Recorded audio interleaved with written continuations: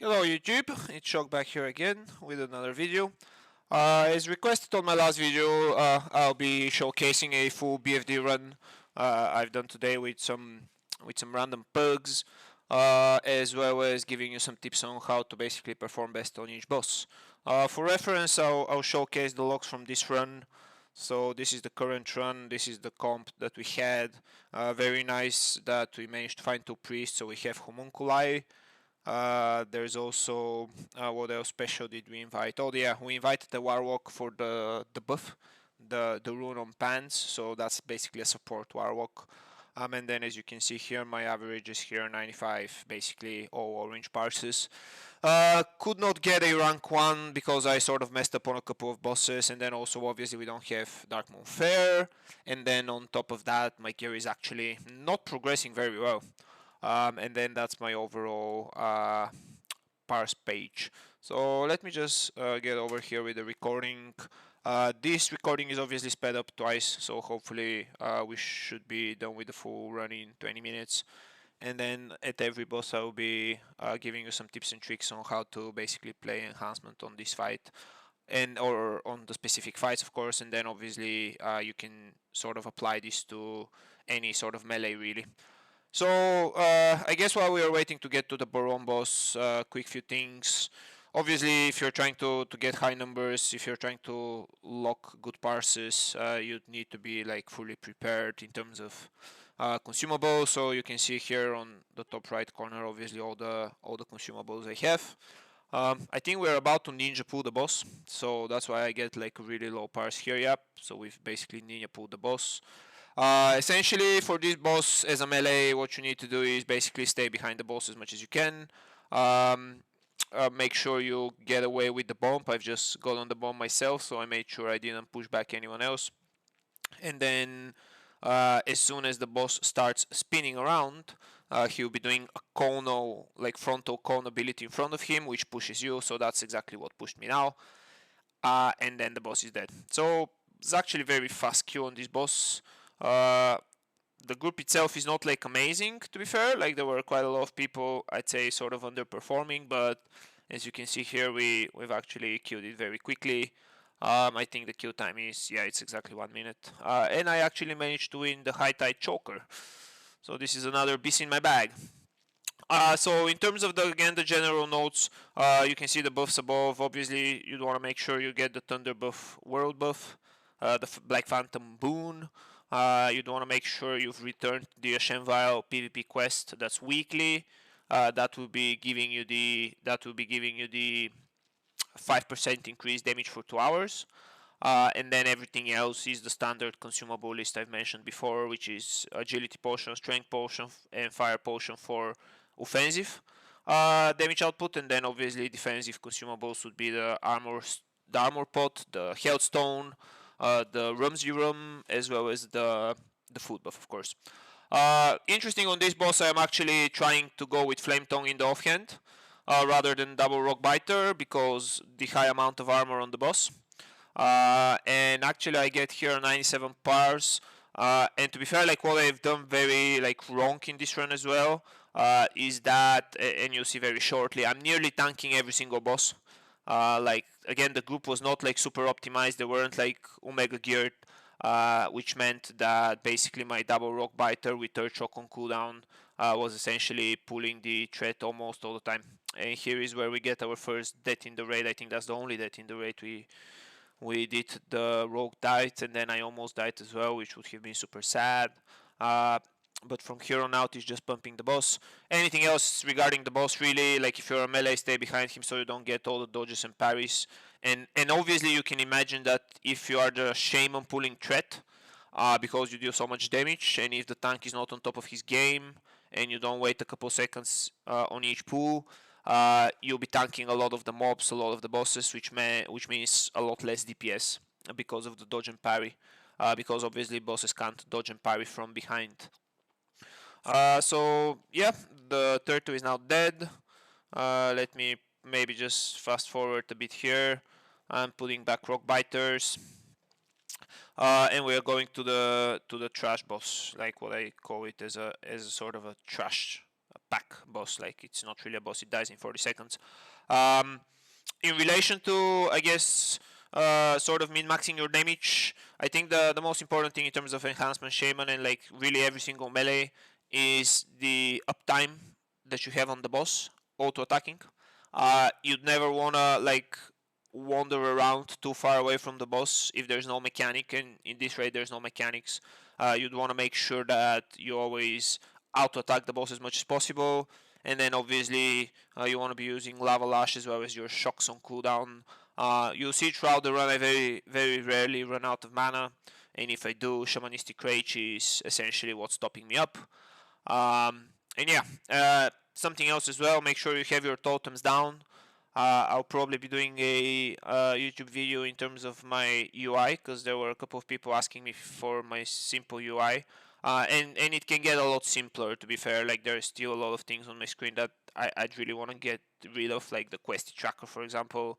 I need to move the DBM timers on the side, but obviously these are like things you can sort of work and improve on with time. You don't need to like fix your UI day one of playing WoW, especially since this raid is so easy that it's not so demanding that you like look at the timers or look at your buffs or debuffs or anything else. Like, it doesn't need to be right in front of your eyes all the time. But the next boss died. I think the main thing for this boss is making sure you use Fire Nova Totem and that it hits both targets. This is like insane damage increase. And then obviously the rest is tank and spank and just get out of the frosting on the ground. Moving forward over here to the next boss, we'll be killing a lot of trash. Let me just fast forward. Yeah, so next is the Murloc boss, obviously. This is another very easy boss, and to be fair, this is the boss that if your group doesn't have gear or haven't done the fight, it might give you a bit of trouble. But as soon as your group gets like a lot of gear and like or you make your own pug, and that includes a lot of very well geared people, the boss essentially gets deleted very quickly, as you'd see very shortly. I actually think I managed to get a 98% on this boss, which is an improvement, so there's that. And again, you'll very shortly see, like, for example, now I'm tanking the boss like a good amount of the time, which means that every time the boss turns next against me, or like when I tank it, very high chance to miss, rather dodge and parry. And even with the parry haste, it's just not worth. Like, you're losing so much DPS not hitting the boss from behind. So I'll need to work on that myself and maybe do like another video in terms of how to like properly DPS without taking aggro. But currently with double rock biter and an earth choke on cooldown, it's going to be very hard unless your tank is like very good.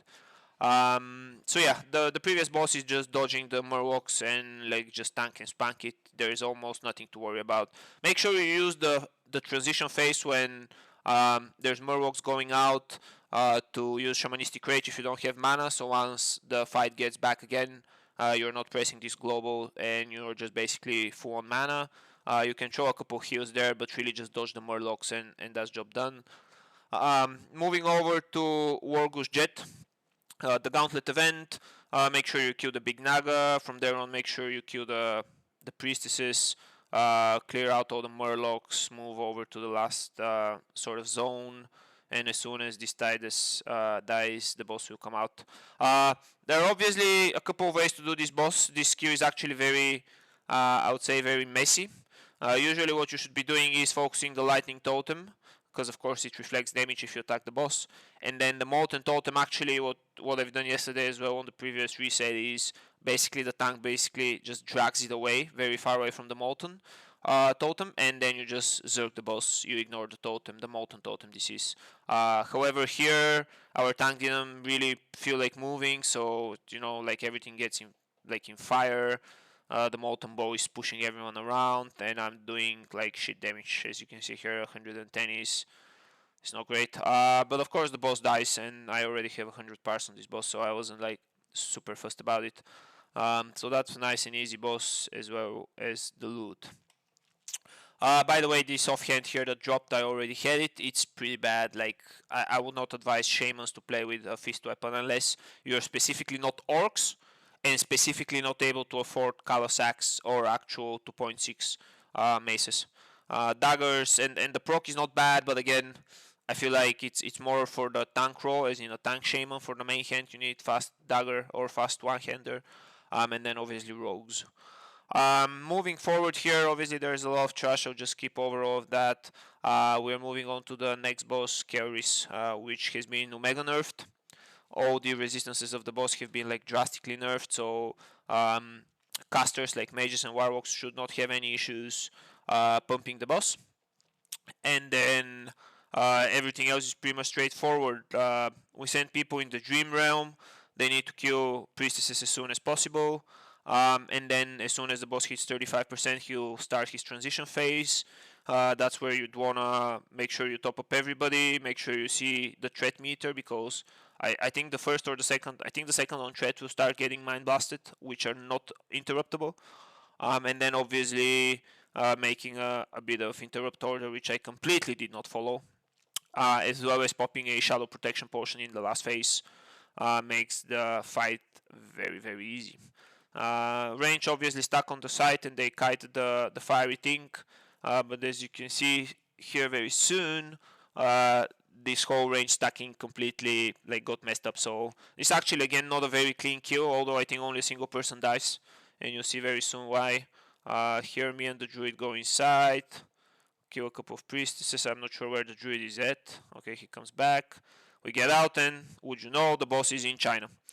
Because obviously both the tank and the second on threat, which so is me, went inside. Probably someone else took aggro, and the boss moved. However, that should be no problem. The boss has been drastically nerfed, and here is where you pop your shadow pot, and you basically blast the boss. Very nice and easy. There was no epic stuff. Yep, so nerfed indeed. Although again, we had two deaths. Okay, that's fine. And there's no loot because I need to reload. Finally, moving forward to Akumai. Again, very, very simple boss.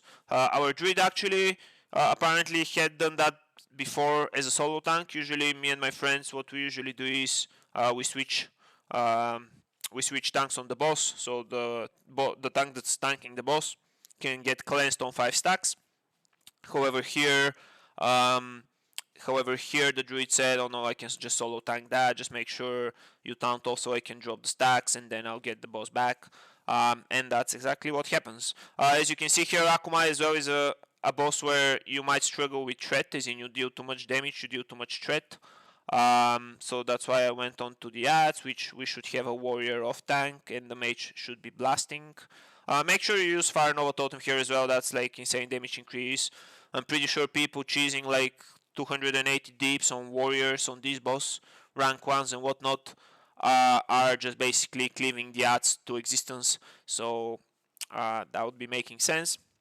Also, interesting bit is that yesterday I was with 8 hunters in Scarlet Monastery library trying to farm the dog whistle, which apparently gives you about 10 to 15 DPS on boss. It's an item with 3 uses, and it spawns those level 30 hounds that attack your target, and again that deals about 10 to 15 DPS. So you can imagine here, if on this boss I finish on 137 DPS, if I get the dog whistle, that probably pushes me to 150, 160, and that becomes essentially 100% par, so rank 1.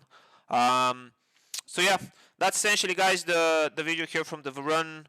Make sure you let me know any other questions you might have. As you can see here, the bosses went very quickly, very easy. This is with a pug. And yeah, on to going to BFD with my Warlock, which I might make a video on as well. And I'll see you next time.